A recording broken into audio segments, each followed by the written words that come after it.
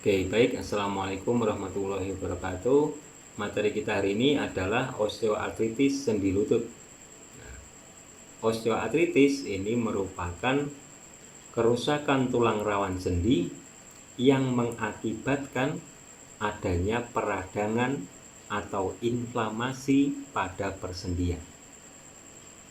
Saya ulangi, osteoartritis ini merupakan kerusakan tulang rawan yang mengakibatkan peradangan atau inflamasi pada persendian.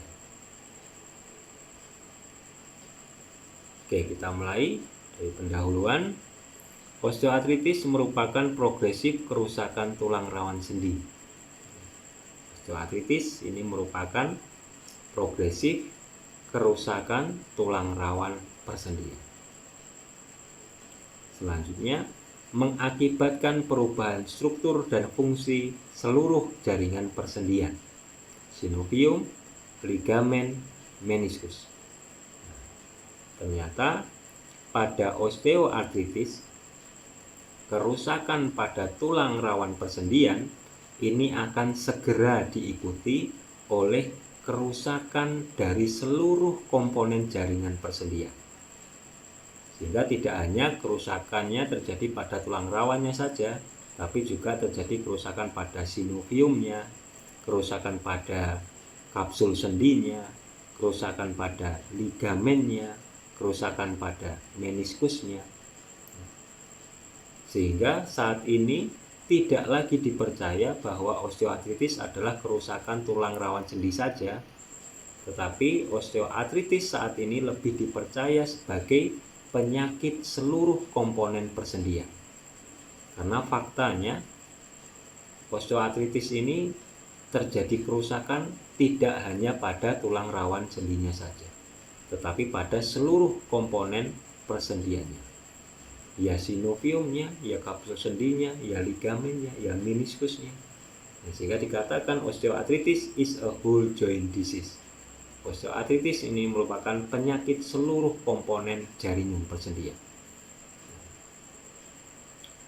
Penyebab utama akibat tekanan persendian yang berlebih. Nah, ini penyebab utamanya adalah adanya tekanan persendian yang tidak proporsional, tekanan persendian yang berlebih. Adanya patomekanik atau patologi biomekanik.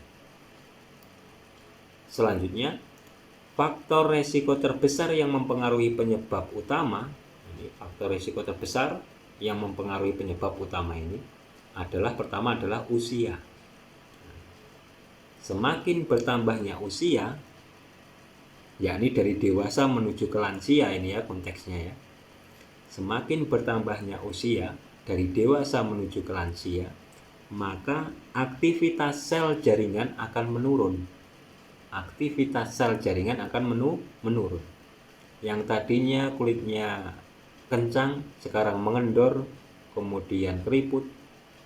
Yang tadinya matanya jelas untuk melihat, lama-lama menjadi rabun. Yang tadinya rambutnya berwarna hitam, lama-lama berwarna putih. Ini akibat dari aktivitas sel jaringan menurun. Begitu juga pada tulang rawan. Aktivitas sel jaringan tulang rawan ini akan menurun. Sehingga kekerasan dari tulang rawan ini tidak terpelihara lagi. Gampang rusak. Ketika mendapatkan tekanan yang berlebih, maka tulang rawannya menjadi cepat rusak. Sehingga usia ini merupakan faktor resiko terbesar terjadinya osteoartritis. Kemudian faktor resiko terbesar yang kedua adalah kondisi obesitas. Obesitas ini bisa terjadi pada lansia, bisa juga terjadi pada usia dewasa. Praktis obesitas ini merupakan faktor resiko terbesar terjadinya osteoartritis karena obesitas ini akan semakin menambahkan tekanan pada persendian. Selanjutnya adalah penyakit metabolisme seperti diabetes. Selanjutnya, osteoartritis ini diklasifikasikan menjadi dua, ada osteoartritis primer, yakni osteoartritis yang tidak diketahui penyebabnya, idiopatik. Namun biasanya pasien osteoartritis primer yang tidak diketahui penyebabnya ini, mereka mempunyai riwayat penyakit metabolisme, mempunyai riwayat penyakit diabetes. Sedangkan osteoartritis sekunder ini diketahui penyebabnya, yakni adanya trauma atau cedera pada tulang rawan persendian. Tentu saja kaitannya dengan tekanan yang berlebih pada persendian. Oke, kemudian tekanan sendi tibiofemoral. Karena penyebab utama dari osteoartritis ini ada tekanan persendian, sehingga kita akan membahas seperti apa tekanan pada persendian tersebut. Sendi lutut ini terdiri dari 3 persendian. Ada sendi tibiofemoral antara tulang tibia dengan femur, kemudian ada sendi patelofemoral antara tulang patella dan femur, dan ada sendi fibula tibial bagian proksimal antara tulang fibula dan tibia di bagian proksimal. Sehingga ketika fisioterapi berbicara tentang sendi lutut, gangguan pada sendi lutut, maka fisioterapi harus lebih selektif, harus lebih spesifik. Gangguan pada sendi lututnya terganggu pada tibiofemoralnya kah, patelofemoralnya kah, ataukah fibula tibial proksimalnya kah. Hingga ketika fisioterapi berbicara tentang gangguan sendi lutut, maka harus lebih spesifik, harus selektif gangguannya pada sendi yang mana, tibiofemoral, patelofemoral, ataukah fibula tibial bagian proksimal. Pada kondisi osteoartritis ini terjadi tekanan berlebih pada tibiofemoral. Selanjutnya, permasalahan mobilitas salah satu persendian berakibat gangguan mobilitas persendian lain. Karena ketiga persendian ini saling bekerja sama dalam kinerjanya, dalam melakukan kinerjanya, maka ketika salah satu persendian ini terganggu mobilitasnya, terganggu pergerakannya, maka persendian lain juga akan terganggu mobilitasnya, terganggu pergerakannya. Kemudian, tekanan persendian juga tidak hanya terjadi pada sendi tibiofemoral. Nah, ini tekanan persendian tidak hanya terjadi pada tibiofemoral, tapi juga ada tekanan pada patelofemoral, pada fibula tibial. Di mana pada pasien osteoartritis ini sangat erat kaitannya antara gangguan pada sendi tibiofemoral dengan patelofemoral. Ini sangat erat kaitannya pada osteoartritis, gangguan pada tibiofemoral, ini juga terjadi gangguan pada patelofemoral. Contohnya yang sering dicontohkan pada jurnal, yakni pada osteoartritis, pada pasien osteoartritis, adanya tekanan berlebih pada sendi tibiofemoral, sehingga menyebabkan pasien osteoartritis ini ketika berdiri tidak mau untuk mengekstensikan penuh lututnya. Tidak mau mengekstensikan penuh lututnya. Karena ketika diekstensikan penuh, maka tekanan persendian tibiofemoral akan meningkat. Sehingga akan memicu nyeri. Cenderung pasien akan melakukan kompensasi dengan cara sedikit memfleksikan lututnya, sedikit menekukkan lututnya.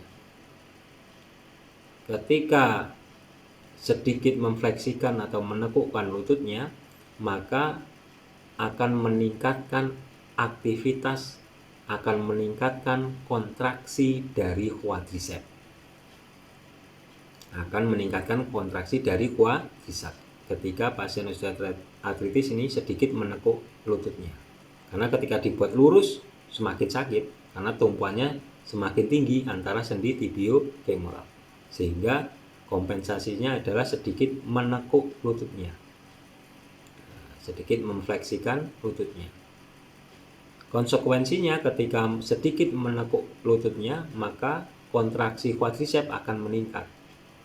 Meningkatnya kontraksi quadriceps ini akan meningkatkan tekanan patellofemoral, meningkatkan tekanan sendi patellofemoral. Semakin meningkatnya kontraksi otot quadriceps akan semakin meningkatkan tekanan pada sendi patellofemoral. Sehingga pada jurnal tidak jarang dijumpai pasien osteoartritis terjadi gangguan kerusakan pada tibiofemoral, juga didapatkan adanya gangguan kerusakan pada sendi patellofemoral. Sehingga semakin menegaskan bahwa osteoartritis ini adalah kerusakan pada seluruh komponen persendian.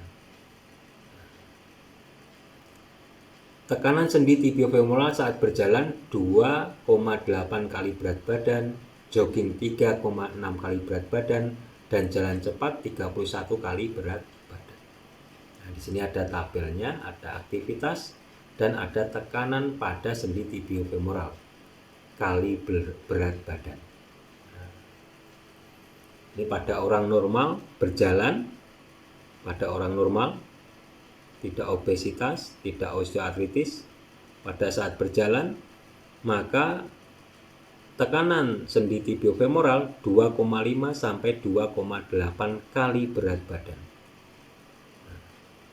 Bayangkan ketika seseorang tersebut obesitas, berapa kalinya berat badan? Bisa 3 kalinya berat badan. Sehingga pada pasien osteoartritis yang obesitas, maka aktivitas berjalan ini merupakan kontraindikasi. Pasien osteoartritis yang obesitas ini kontraindikasi untuk melakukan aktivitas berjalan jauh. Tidak boleh melakukan aktivitas berjalan jauh. Hingga seperti apa untuk melakukan olahraga menurunkan berat badan? Bisa menggunakan bentuk aktivitas yang tidak meningkatkan tekanan sendi tibiofemoral, bisa berenang, bisa bermain sepeda. Oke, selanjutnya, nah ini tahapan dari perkembangan penyakit osteoartritis. Nah, ini ada grade 1 sampai grade 4. Grade 1 akan terlihat seperti ini. Doubtful JSN. JSN ini joint space narrowing. Ini ruang sendinya menyempit atau tidak. Nah, ini belum terlihat ada penyempitan dari ruang sendi. Masih terlihat relatif normal. Grade 2 mulai ada osteofitnya. Nah, mulai muncul osteofit. Dan ruang sendinya akan semakin menyempit dibanding dengan yang normal. Kemudian grade 3 mulai muncul osteofit, ada sklerosis, kemudian bisa jadi ada deformitas dari tulangnya, ruang sendinya semakin menyempit. Pada grade 4 semakin lebih parah lagi, semakin menyempit ruang sendinya, bisa jadi tulangnya sudah bertemu dengan tulang. Nah, terjadi deformitas pada tulangnya. Ini perkembangan dari osteoartritis. Selanjutnya patofisiologi. Nah, rusaknya tulang rawan akibat tumpuan yang berlebih. Berarti kan yang memprovokasi atau penyebab utama dari osteoartritis ini adalah rusaknya tulang rawan. Rusaknya tulang rawan ini diakibatkan oleh tumpuan yang berlebih, tumpuan yang tidak proporsional. Ketika terjadi tumpuan yang berlebih, maka sel tulang rawan akan berproliferasi dan hipertrofi. Saya ulangi, ketika terjadi tumpuan yang berlebih, maka sel tulang rawan kondrosit akan berproliferasi dan hipertrofi. Fisiologisnya kondisi normal, ketika terjadi tumpuan pada persendian, tumpuan yang proporsional ini ya, tumpuan yang tidak berlebih ini ya, maka sel tulang rawan ini akan aktif. Sehingga syarat utama sel tulang rawan ini aktif adalah ketika mendapatkan tumpuan persendian, tumpuan yang proporsional, maka sel tulang rawan ini akan aktif. Aktif untuk apa? Aktif untuk mengganti matrik tulang rawan yang rusak dengan matrik tulang rawan yang baru, yang baik. Ini pada kondisi normal, fisiologis. Ketika tumpuan pada persendiannya berlebih, ketika tumpuan pada persendiannya tidak proporsional, berlebih, maka aktivitas sel tulang rawan ini akan semakin meningkat. Overaktivitas dari sel tulang rawan. Terjadi proliferasi. Sel tulang rawan menjadi banyak, berkembang menjadi banyak. Dan sel tulang rawan ini akan hipertrofi. Ketika terjadi tumpuan berlebih, maka aktivitas sel tulang rawan akan meningkat. Overaktivitas dari sel tulang rawan. Terjadi proliferasi, semakin banyaknya sel tulang rawan dan terjadi hipertrofi sel tulang rawan. Sehingga banyaknya sel tulang rawan, hipertrofi sel tulang rawan ini akan semakin menyebabkan pertumbuhan pertumbuhan dari tulang rawan ini semakin besar, semakin meningkat pertumbuhan dari tulang rawannya. Sehingga disebut sebagai cartilage overgrowth. Terjadi pertumbuhan tulang rawan yang meningkat. Meningkatnya pertumbuhan tulang rawan. Tulang rawan yang meningkat pertumbuhannya ini, lama-lama tulang rawannya akan mengeras menjadi osteofit. Menjadi osteofit. Oke. Saya ulangi lagi ya. Ketika terjadi tumpuan yang berlebih, maka akan meningkatkan aktivitas dari sel tulang rawan. Meningkatnya aktivitas sel tulang rawan ini ditandai dengan adanya proliferasi sel tulang rawan. Sel tulang rawannya menjadi banyak dan terjadi hipertrofi dari sel tulang rawan. Penyebabnya tadi apa? Tekanan yang berlebih. Ketika sel tulang rawannya ini berproliferasi, semakin banyak, berkembang menjadi banyak sel tulang rawannya, dan terjadi hipertrofi sel tulang rawan, maka produksi tulang rawan akan semakin meningkat. Diistilahkan sebagai cartilage overgrowth. Kartilagonya dia overgrowth, pertumbuhannya meningkat. Semakin meningkat pertumbuhan dari tulang rawan, semakin banyak tulang rawannya, produksi tulang rawannya. Banyaknya tulang rawan yang diproduksi ini lama-lama tulang rawannya mengeras menjadi osteofit. Nah, ketika aktivitas sel ini selalu meningkat karena tekanan persendian yang berlebih, maka sel tulang rawan ini lama-lama akan mati karena dipacu terus untuk aktif, dipacu terus untuk overaktif. Maka sel tulang rawan ini akan mati. Terjadi kondrosit apoptosis. Kemudian matinya sel tulang rawan, terjadinya kondrosit apoptosis ini akan menyebabkan terurainya ikatan proteoglikan dan matrik kolagen pada tulang rawan. Matinya sel tulang rawan atau terjadinya kondrosit apoptosis ini akan menyebabkan terurainya ikatan proteoglikan dan matrik kolagen pada tulang rawan. Ini akan terurai seperti ini. Yang tadinya dia terjalin erat seperti ini, ketika sel tulang rawannya mati, terjadi kondrosit apoptosis, maka ikatan proteoglikan, ikatan matrik kolagen pada tulang rawan ini akan terpecah-pecah seperti ini, akan terurai seperti ini. Karena sel tulang rawan yang mati atau kondrosit yang apoptosis ini akan mengeluarkan enzim protease, mengeluarkan enzim yang merusak ikatan-ikatan proteoglikan dan matrik kolagen. Nah, dicontohkan di sini adalah matrik metaloproteinase. Setelah itu, menurunnya suplai mineral pada tulang, memicu menurunnya suplai mineral pada tulang, sehingga tulang di bawah tulang rawan, yaitu tulang subkondral, tulang padat, ini akan menebal karena kurangnya suplai mineral.